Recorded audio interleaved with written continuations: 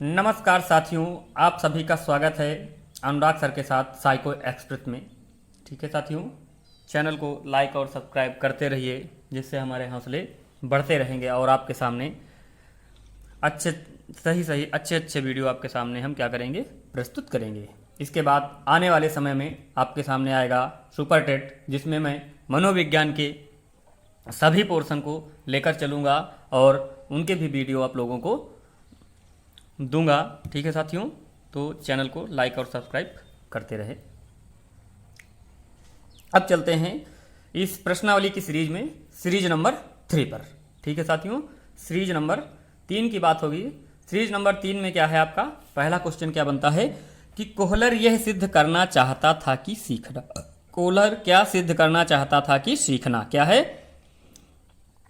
Kohler यह सिद्ध करना चाहता था कि सीखना। ऑप्शन ए, एक ऐसी स्थिति है जिसमें पशु श्रेष्ठ है। ऑप्शन बी, स्वायत्त यादृच्छिक क्रिया है। ऑप्शन सी, संज्ञानात्मक सकार्य है। ऑप्शन डी, इनमें से कोई नहीं। तो बताइएगा साथियों, कौन सा ऑप्शन सही होगा? कोहलर क्या सिद्ध करना चाहता था? तो कोहलर कैसा मनोवैज्ञानिक था? संज्ञानवादी था, तो संज्ञान की बात ही करेगा। तो बात क्या होगी ऑप्शन की? आपकी सी ऑप्शन होगा सही। वो संज्ञानात्मक साकार्य सिद्ध करना चाहता था। ठीक है साथियों, क्वेश्चन नंबर 2 क्या कह रहा है आपका कि निम्न में से गणित संबंधी अधिगम अक्षमता को कौन सा पद परिभाषित करता है? ठीक है साथियों, पहला ऑप्शन है आपका नीरसता संबंधी दोष। ऑप्शन बी है आपका पठन दोष। ऑप्शन सी है आपका गणना दोष। ऑप्शन डी है इनमें से कोई नहीं। ठीक है, जैसा कि मैंने बताया था कि डिस्कैल्कुलिया आपकी क्या गणित से संबंधित है, तो गणित में क्या होता है, गणनाएं होती हैं। तो कैसा दोष है आपका? ये गणना संबंधी दोष है। कैसा दोष है साथियों? गणना संबंधी दोष है। ठीक है साथियों, अब चलते हैं साथियों क्वेश्चन नंबर 3 की तरफ। तो क्वेश्चन नंबर 3 आपका क्या कह रहा है साथियों? क्वेश्चन नंबर 3 थॉर्नडाइक ने क्या कहा है? अपने सिद्धांत को किसके अनुकूलन पर बल देता है? थॉर्नडाइक ने अपने सिद्धांत को किसके अनुकूलन पर बल देता है साथियों? बताइएगा। ऑप्शन ए है आपका तर्क। ऑप्शन बी है व्यवहार। ऑप्शन सी है चिंतन। ऑप्शन डी है आपका अभिप्रेरणा। बताइएगा साथियों, थॉर्नडाइक ने अपने सिद्धांत में किसके बात की है? तो थॉर्नडाइक कैसा था आपका? व्यवहारवादी मनोवैज्ञानिक था। तो बात किसकी करेगा साथियों? व्यवहार की बात करेगा। किसकी बात करेगा? व्यवहार की बात करेगा। तो ऑप्शन आपका क्या होगा सही सर? बी ऑप्शन होगा। ठीक है साथियों, अब चलते हैं क्वेश्चन नंबर 4 की तरफ। 4 में क्या है कि सीखने के वक्र अभ्यास द्वारा सीखने की मात्रा, गति और प्रगति की सीमा को ग्राफ पर प्रदर्शित करते हैं। ठीक है साथियों, किसने कहा सीखने के वक्र अभ्यास द्वारा सीखने की मात्रा, गति और प्रगति की सीमा को ग्राफ पर प्रदर्शित करते हैं साथियों? ये 2018 में क्वेश्चन आया हुआ था। तो किसने कहा था साथियों इसको? गेट्स महोदय ने कहा था। किसने कहा था साथियों? गेट्स महोदय ने कहा था। गेट्स महोदय ने कहा था कि सीखने के वक्र अभ्यास द्वारा सीखने की मात्रा, गति और प्रगति की सीमा को क्या करते हैं साथियों? ग्राफ पर प्रदर्शित करते हैं। ठीक है साथियों, अब चलते हैं साथियों क्वेश्चन नंबर 5 की तरफ। इनमें से कौन सा अधिगम स्थानांतरण का सिद्धांत है? ठीक है साथियों, इनमें से कौन सा अधिगम स्थानांतरण का सिद्धांत है? पहला ऑप्शन है आपके सामने सादृश्यता का नियम। पहला ऑप्शन आपके सामने क्या आ रहा है? सादृश्यता का नियम। उसके बाद आपके सामने आता है दूसरा ऑप्शन, बी ऑप्शन क्या आता है? समरूप तत्वों का सिद्धांत। बी ऑप्शन है आपका क्या? समरूप तत्वों का सिद्धांत। ऑप्शन सी है आपका अनुकूलित अनुक्रिया का सिद्धांत। ऑप्शन डी है क्रिया प्रसूत का सिद्धांत। ठीक है साथियों, तो बताइएगा साथियों कौन सा ऑप्शन इसमें सही होगा? सादृश्यता का सिद्धांत आपका क्या है? अधिगम स्थानांतरण का सिद्धांत है। ठीक है, उसके बाद कौन सा सिद्धांत आपका क्या? अधिगम स्थानांतरण का सिद्धांत है, ये पूछा गया। तो सादृश्यता का नियम अधिगम का स्थानांतरण नहीं है। अनुकूलित अनुक्रिया अधिगम का सिद्धांत है। क्रिया प्रसूत ये भी आपका क्या है? अधिगम का सिद्धांत है। ठीक है साथियों, तो इसमें आपका कौन सा होगा? 5वें का बी ऑप्शन, समरूप तत्वों का सिद्धांत जो होता है वो क्या होता है आपका? अधिगम स्थानांतरण का सिद्धांत होता है। ठीक है साथियों, अगला क्वेश्चन है आपका डिसलेक्सिया संबंधित है। डिसलेक्सिया किससे संबंधित है? लेखन संबंधी, बी ऑप्शन है पठन संबंधी, सी ऑप्शन है गणना संबंधी और डी ऑप्शन है वाक संबंधी। इन बीमारियों से संबंधित एक क्वेश्चन आपके एग्जाम में जरूर से जरूर आता है। तो बताइएगा साथियों, डिसलेक्सिया किससे संबंधित है? लेक्सिया, लेक्स का मतलब पढ़ना, तो किससे संबंधित है?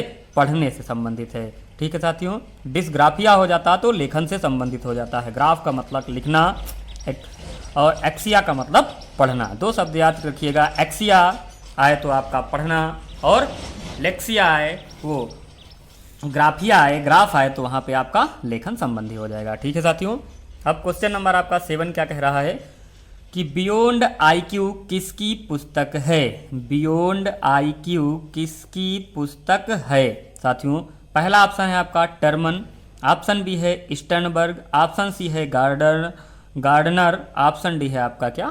फ्रायड। तो किस महोदय ने बियॉन्ड आईक्यू पुस्तक लिखी थी? तो किसने लिखी थी? स्टर्नबर्ग महोदय ने लिखी थी और बुद्धि के सिद्धांत इसमें दिए थे। इसमें इनका बुद्धि का सिद्धांत घटकीय सिद्धांत है। क्वेश्चन बनता है बुद्धि का घटकीय सिद्धांत किसने दिया है? तो स्टर्नबर्ग ने दिया है और इनकी बुक का क्या नाम है? Beyond IQ. ठीक है साथियों, क्वेश्चन नंबर 8। क्वेश्चन नंबर 8 क्या कह रहा है साथियों? बुद्धि मापन की भाटिया बैटरी परीक्षण में कितने उप परीक्षणों को शामिल किया गया है? तो ऑप्शन ए है साथियों आपका 4 परीक्षण, ऑप्शन बी है 5 परीक्षण, ऑप्शन सी है आपका 8 उप परीक्षण और ऑप्शन डी है आपका क्या? 7 उप परीक्षण। बताइएगा दोस्तों, बताइएगा साथियों, कौन सा ऑप्शन होगा आपका? भाटिया बैटरी परीक्षण में कितने उप परीक्षण शामिल किए गए थे? तो कितने? 5 उप परीक्षण शामिल किए गए थे साथियों। कितने? 5 उप परीक्षण भाटिया बैटरी में शामिल किए गए थे साथियों। 5 उप परीक्षण भाटिया बैटरी में क्या किए गए थे? शामिल किए गए थे। ठीक है साथियों, अब चलते हैं क्वेश्चन नंबर 9 की तरफ। क्वेश्चन नंबर 9 आपका क्या कह रहा है साथियों? क्वेश्चन नंबर 9 में आपका क्या है कि स्किनर बक्स का प्रयोग किया जाता है। स्किनर बक्स का प्रयोग किया जाता है। ऑप्शन ए है आपका चालक अधिगम के लिए, ऑप्शन बी है शाब्दिक अधिगम के लिए, ऑप्शन सी है प्रसूत अनुबंधन के लिए, ऑप्शन डी है आकस्मिक अधिगम के लिए। तो स्किनर महोदय ने कौन सा सिद्धांत दिया था? क्रिया प्रसूत अनुबंधन का। जैसा कि आपका सी ऑप्शन में प्रसूत लिखा हुआ, तो आपका ऑप्शन कौन सा सही होगा? प्रसूत अनुबंधन के लिए। किसके लिए? प्रसूत अनुबंधन के लिए। ठीक है साथियों, अब चलते हैं क्वेश्चन नंबर 10 की तरफ। स्टैनफोर्ड विनय परीक्षण मापन करता है। ऑप्शन ए है आपका व्यक्तित्व का, ऑप्शन बी है बुद्धि का, ऑप्शन सी है सृजनात्मकता का, ऑप्शन डी है कोई नहीं। बताइएगा साथियों, स्टैनफोर्ड विनय परीक्षण किसका मापन करेगा? बुद्धि का मापन करता है। किसका मापन करता है? बुद्धि का मापन करता है। स्टैनफोर्ड विनय परीक्षण बुद्धि का मापन करता है। ठीक है साथियों, अब चलते हैं क्वेश्चन नंबर 11 की तरफ। ठीक है साथियों, क्वेश्चन नंबर 11 आपका क्या कह रहा है? विकास के परिणाम स्वरूप नवीन योग्यताएं और नवीन विशेषताएं प्रकट होती हैं। ये परिभाषा लगातार आपके हर प्रैक्टिस सेट में आ रही है, तो संभावनाएं इसकी बनती हैं आने की। ठीक है साथियों, तो इसको देने वाले आपके गैसल महोदय थे कि हरलाक महोदय थे कि स्किनर महोदय थे कि डगलस महोदय थे? किसने दिया था? आपका हरलाक महोदय ने दिया था। किसने दिया था? हरलाक महोदय ने दिया था। ठीक है साथियों, अब क्वेश्चन नंबर आपका 12 आता है। 12 में क्या है? गोलमैन निम्न में से किससे संबंधित हैं? ऑप्शन ए है आपका सामाजिक बुद्धि से, ऑप्शन बी है संवेगात्मक बुद्धि से, ऑप्शन सी है सामान्य बुद्धि से, ऑप्शन डी है अन्य बुद्धि से। बताइएगा साथियों, गोलमैन किससे संबंधित थे? आपके संवेगात्मक बुद्धि से संबंधित थे। गोलमैन किससे संबंधित थे साथियों? संवेगात्मक बुद्धि से थे। ठीक है साथियों, अब क्वेश्चन नंबर 13 आपका क्या कहता है? निम्न में से कौन शेष से भिन्न है? ठीक है साथियों, इनमें से कौन सा? 4 ऑप्शन हैं, इन 4 ऑप्शनों में एक क्या है? अलग है और 3 क्या हैं? एक जैसे हैं। तो ठीक है यार साथियों, पहला ऑप्शन है आपका पक्षांतर का सिद्धांत, ऑप्शन बी है समान अवयवों का सिद्धांत, ऑप्शन सी है ड्राइव रिडक्शन की थ्योरी और ऑप्शन डी है आपका सामान्यीकरण का सिद्धांत। तो बताइएगा साथियों, कौन सा भिन्न है? पक्षांतर का सिद्धांत आपका क्या अधिगम स्थानांतरण का है, समान अवयवों का सिद्धांत स्थानांतरण का है, सामान्यीकरण का सिद्धांत आपका क्या है? स्थानांतरण का है। जबकि ड्राइव रिडक्शन थ्योरी किससे संबंधित है? आपके अभिप्रेरणा से संबंधित है। किससे संबंधित है? अभिप्रेरणा से मान लिया जाता है, या इसे हम अधिगम से भी क्या कर सकते हैं? मान सकते हैं। तो ये ऑप्शन कौन सा सही होगा इसमें? सी क्या है? सी सबसे अलग है। ठीक है साथियों, सी आपका क्या है, सबसे अलग ऑप्शन है। सी ऑप्शन आपका क्या है साथियों, सबसे अलग है। अब चलते हैं क्वेश्चन नंबर 14 की तरफ। तो क्वेश्चन नंबर 14 आपका क्या कह रहा है साथियों, देखिएगा। स्टर्न द्वारा प्रतिपादित बुद्धि लब्धि का सूत्र है। तो बताइएगा, ए ऑप्शन है आपका वास्तविक आयु अपान मानसिक आयु इंटू 100। बी ऑप्शन है मानसिक आयु अपान वास्तविक आयु। सी ऑप्शन है मानसिक आयु अपान वास्तविक आयु इंटू 100। डी ऑप्शन है वास्तविक आयु अपान मानसिक आयु। तो बताइएगा साथियों, कौन सा है स्टर्न द्वारा, स्टर्न ने कौन सा सूत्र प्रतिपादित किया है। ठीक है साथियों, हम इसको नहीं पढ़ते और जल्दी से ये क्या आपका मानसिक आयु और वास्तविक आयु लगाकर और 100 लगाकर क्या करते हैं, टिक कर देते हैं, लेकिन ऐसा नहीं है। स्टर्न महोदय का जो सूत्र है वो मानसिक आयु अपान वास्तविक आयु है। क्या है, मानसिक आयु अपान वास्तविक आयु है। ठीक है, ये सूत्र पहले बनाया गया था लेकिन ये अप्रमाणिक हो गया। प्रमाणिक सूत्र आपके टर्मन महोदय ने दिया है, जो है आपका क्या, मानसिक आयु अपान वास्तविक आयु इंटू 100। ठीक है साथियों, क्वेश्चन नंबर 15। क्वेश्चन नंबर 15 क्या कह रहा है, बुद्धि के तरल क्रिस्टलीय प्रतिमान के प्रतिपादक कौन है। तो थॉर्नडाइक, कैटेल, ठीक है साथियों, स्किनर, ठीक है, उसके बाद आपका गैसेल। ठीक है, ये ऑप्शन में आगे आपके बी में आ जाएंगे। तो इसमें बुद्धि का तरल और क्रिस्टलीय मॉडल किसने दिया था, आरबी कैटेल ने दिया था। किसने दिया था साथियों, आरबी कैटेल ने दिया था।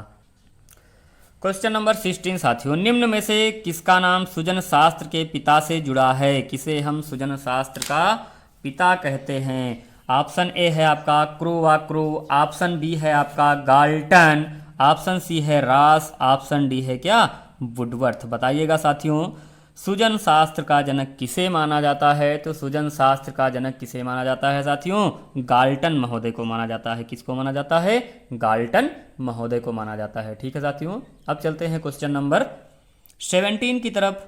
निम्न में से कौन सा युग्म सही नहीं है। सीखने का उद्दीपन अनुक्रिया सिद्धांत थॉर्नडाइक ने दिया। ठीक है, सीखने का क्रिया प्रसूत अनुबंधन किसने दिया, स्किनर ने दिया। बताइएगा, क्रिया प्रसूत स्किनर ने दिया, सही है। सीखने का क्लासिकल सिद्धांत किसने दिया, पावलोव ने दिया। ठीक है साथियों, सीखने का समग्राकार सिद्धांत किसने दिया, सीएल हल ने दिया। बताइएगा साथियों, इसमें कौन सा युग्म सही नहीं है।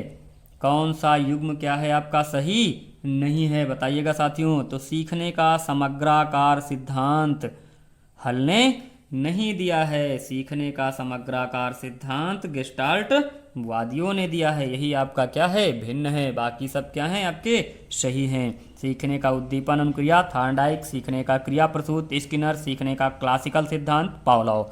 ठीक है साथियों, अब चलते हैं क्वेश्चन नंबर 18 की तरफ साथियों। क्वेश्चन नंबर 18 आपका क्या कह रहा है साथियों, क्वेश्चन नंबर 18 आपका ये कह रहा है कि सीखने की वह अवधि जब सीखने की प्रक्रिया में कोई उन्नति नहीं होती तब कहलाती है। सीखने की वह अवधि जब सीखने की प्रक्रिया में कोई उन्नति नहीं होती है तो कहलाती है। सीखने का वक्र, ऑप्शन ए है आपका सीखने का वक्र, ऑप्शन बी है सीखने का पठार, ऑप्शन सी है स्मृति, ऑप्शन डी है क्या, अवधान। बताइएगा साथियों, सीखने की वह अवधि जब सीखने की प्रक्रिया में कोई उन्नति नहीं होती है कहलाती है। बताइएगा, सीखने का वक्र, सीखने का पठार, स्मृति, अवधान। बताइएगा साथियों, कौन सी होती है, सीखने का वक्र, सीखने का पठार, स्मृति और अवधान। तो कौन सा ऑप्शन आएगा साथियों, इसमें आपका बी ऑप्शन आएगा, सीखने का पठार होगा। क्या होगा साथियों, सीखने का पठार होगा। सीखने की वह अवधि जब सीखने की प्रक्रिया में कोई उन्नति नहीं होती तो कहलाती है क्या, सीखने का पठार। ठीक है साथियों, अब चलते हैं क्वेश्चन नंबर 19 की तरफ। 19 क्या कह रहा है, प्रेरणा कार्य को प्रारंभ करने, जारी रखने, नियमित करने की प्रक्रिया है। तो किसने कहा, ऑप्शन ए है आपका गुड महोदय, ऑप्शन बी है स्किनर महोदय, ऑप्शन सी है मैकडूगल महोदय और ऑप्शन डी है आपका क्या, वुडवर्थ महोदय। बताइएगा साथियों, किसने कहा है कि प्रेरणा कार्य को प्रारंभ करने, जारी रखने, सीखने यानी नियमित करने की क्या है, प्रक्रिया है। किन महोदय ने ये बात कही है, बताइएगा साथियों। तो इस बात को कहने वाले या इस स्टेटमेंट को कहने वाले आपके कौन हैं, गुड महोदय थे। कौन से थे, गुड महोदय थे। ठीक है साथियों, कौन थे, गुड महोदय थे। ठीक है साथियों, अब चलते हैं क्वेश्चन नंबर 20 की तरफ। स्वयथार्थीकरण का सिद्धांत किसने दिया। स्वयथार्थीकरण का सिद्धांत किसने दिया साथियों, आपके सामने ऑप्शन 4 आ गए हैं। पहला है आपका फ्रायट, दूसरा है आपका मैस्लो, तीसरा है मैकडूगल, चौथा है क्या वुडवर्थ। यानी स्वायथार्थीकरण का सिद्धांत, या इसे हम मांग का सिद्धांत भी कहते हैं। तो मांग का सिद्धांत किसने दिया साथियों? मैस्लो ने दिया। किसने दिया? मैस्लो ने दिया साथियों। किसने दिया? मैस्लो ने दिया। ठीक है साथियों, अब चलते हैं साथियों क्वेश्चन नंबर 21 की तरफ। सिगमंड फ्रायड ने कितनी मूल प्रवृत्तियां बताई? सिगमंड फ्रायड ने कितनी मूल प्रवृत्तियां बताई? बताइएगा साथियों। ऑप्शन ए है 5 मूल प्रवृत्तियां, ऑप्शन बी है 2 मूल प्रवृत्तियां, ऑप्शन सी है 8 मूल प्रवृत्तियां, ऑप्शन डी है 14 मूल प्रवृत्तियां। तो सिगमंड फ्रायड ने कितनी मूल प्रवृत्तियां बताई? तो सिगमंड फ्रायड ने 2 प्रकार की मूल प्रवृत्तियां बताई थी। कितनी? 2 प्रकार की मूल प्रवृत्तियां बताई। एक जीवन मूल प्रवृत्ति या इरोस, दूसरी थी मृत्यु मूल प्रवृत्ति, वो उसका नाम क्या था? थेनाटोस। ठीक है, तो आपके सिगमंड फ्रायड ने 2 मूल प्रवृत्तियां बताई थी। ठीक है साथियों, अब अगला क्वेश्चन है 22वां नंबर कि हार्मिक थ्योरी ऑफ बिहेवियर सिद्धांत किसने दिया? हार्मिक थ्योरी ऑफ बिहेवियर सिद्धांत किसने दिया? तो बताइएगा साथियों। स्किनर ने दिया, ऑप्शन बी है आपका मैकडूगल, ऑप्शन सी है मैस्लो, ऑप्शन डी है हर्जबर्ग। किसने दिया था? आपका हार्मिक थ्योरी ऑफ बिहेवियर सिद्धांत। ठीक है, हार्मिक थ्योरी ऑफ बिहेवियर सिद्धांत या मूल प्रवृत्ति का सिद्धांत इसे बोलते हैं। तो मूल प्रवृत्ति या हार्मिक थ्योरी के बारे में किसने बताया था? विलियम मैकडूगल ने बताया था। किसने बताया था साथियों? विलियम मैकडूगल ने बताया था। ठीक है साथियों, अब चलते हैं क्वेश्चन नंबर 23 की तरफ। 23 क्या कहता है? मूल प्रवृत्ति के प्रत्यय का सर्वप्रथम प्रयोग किसने किया? मूल प्रवृत्ति के प्रत्यय का सर्वप्रथम प्रयोग किसने किया? ऑप्शन ए है आपका मैकडूगल, ऑप्शन बी है विलियम जेम्स, ऑप्शन सी है फ्रायड, ऑप्शन डी है स्किनर। बताइएगा साथियों, मूल प्रवृत्ति के प्रत्यय का सर्वप्रथम प्रयोग किसने किया? तो मूल प्रवृत्ति का सिद्धांत तो मैकडूगल ने दिया था, लेकिन इस शब्द की बात किसने की थी? तो इस शब्द की बात करने वाले आपके कौन थे? विलियम जेम्स महोदय थे। कौन थे साथियों? विलियम जेम्स महोदय थे। विलियम जेम्स महोदय ने क्या किया था? मूल प्रवृत्ति का सिद्धांत दिया था। ठीक है साथियों, अब चलते हैं अगले क्वेश्चन की तरफ, क्वेश्चन नंबर 24। ठीक है साथियों, क्वेश्चन नंबर 24 क्या कह रहा है आपको देखिएगा। क्वेश्चन नंबर 24 कह रहा है कि सामान्य संयुक्त कोशिका में गुणसूत्रों के जोड़े होते हैं। सामान्य संयुक्त कोशिका में गुणसूत्र के जोड़े होते हैं। कितने जोड़े होते हैं? ऑप्शन ए है 22, ऑप्शन बी है 24, ऑप्शन सी है 23, ऑप्शन डी है 26। कितने जोड़े होते हैं बताइएगा साथियों। सामान्य संयुक्त कोशिका में गुणसूत्रों के जोड़े होते हैं। कितने होते हैं साथियों? 23 जोड़े होते हैं। किसमें होते हैं? 23 जोड़े होते हैं। कितने होते हैं साथियों? 23 जोड़े होते हैं। अब क्वेश्चन नंबर 25 आपका क्या कह रहा है? मानसिक आयु का प्रत्यय दिया था। किसने दिया था? बिने साइमन, ईस्टर्न, टर्मन या बर्टन ने। किसने दिया था? क्वेश्चन नंबर 25 है, मानसिक आयु का प्रत्यय देने वाले आपके कौन थे? बिने और साइमन महोदय थे। इन्होंने क्या किया था? मानसिक आयु का प्रत्यय दिया था। किसने दिया था? मानसिक आयु का प्रत्यय बिने और साइमन ने दिया था। ठीक है साथियों, अगला क्वेश्चन है सीखने में पलायन आधारित है। सकारात्मक पुनर्बलन पर, ऑप्शन बी है नकारात्मक पुनर्बलन पर, ऑप्शन सी है विलंबित पुनर्बलन पर, ऑप्शन डी है पुनर्बलन की निष्क्रियता पर। बताइएगा साथियों। 26 सकारात्मक पुनर्बलन होगा तब भी बालक सीखेगा, नकारात्मक होगा तब भी सीखेगा, विलंबित होगा तब भी सीखेगा, लेकिन अगर पुनर्बलन की निष्क्रियता कर दी जाएगी तो बालक क्या करेगा? नहीं सीखेगा। तो इसमें ऑप्शन आपका क्या होगा? डी ऑप्शन होगा। 26 का ऑप्शन आपका क्या आ जाएगा? डी ऑप्शन आएगा साथियों। उसके बाद हम बात करते हैं क्वेश्चन नंबर 27 की। तो 27 में क्या कहा गया है कि माप, तौल, गणना, द्रव्यमान, आयतन, ज्ञान सम किस मानसिक आयु में विकसित होता है? बताइएगा साथियों, किस मानसिक आयु में विकसित होता है? 7 वर्ष में, 9 वर्ष में, 11 वर्ष में, 26 वर्ष में। बताया था साथियों कि 11 वर्ष में क्या करता है बालक? चिंतन, तर्क, जिज्ञासा, समस्या समाधान की बात करता है, लेकिन 9 वर्ष का बालक क्या करता है? माप, तौल, गणना, द्रव्यमान के बारे में जानने लगता है। तो ऑप्शन क्या होगा आपका? बी ऑप्शन होगा। ठीक है साथियों, बाल्यावस्था में किस विधि से शिक्षा दी जानी चाहिए? बताइएगा साथियों, बाल्यावस्था के बालक को पढ़ाने के लिए कौन सी शिक्षा विधि का प्रयोग किया जाना चाहिए? ऑप्शन ए है आपका प्रोजेक्ट, ऑप्शन बी है डाल्टन, ऑप्शन सी है बेसिक, इनमें से सभी। तो बताइएगा साथियों, बाल्यावस्था को पढ़ाने के लिए हमें इन सभी विधियों का क्या करना चाहिए, प्रयोग करना चाहिए। ठीक है साथियों। अगला क्वेश्चन है आपका, बुद्धि परीक्षण में एक 16 वर्षीय बच्चा 75 अंक प्राप्त करता है तो उसकी मानसिक आयु होगी। बुद्धि परीक्षण में एक 16 वर्षीय बच्चा 75 अंक प्राप्त करता है तो उसकी मानसिक आयु होगी 12 वर्ष, 8 वर्ष, 14 वर्ष या 15 वर्ष। बताइएगा साथियों। क्वेश्चन नंबर 29 है, उसकी मानसिक आयु कितनी होगी। तो साथियों इसमें करना क्या है, आपका क्या होता है, IQ बराबर क्या होगा, IQ बराबर MA/CA इंटू 100।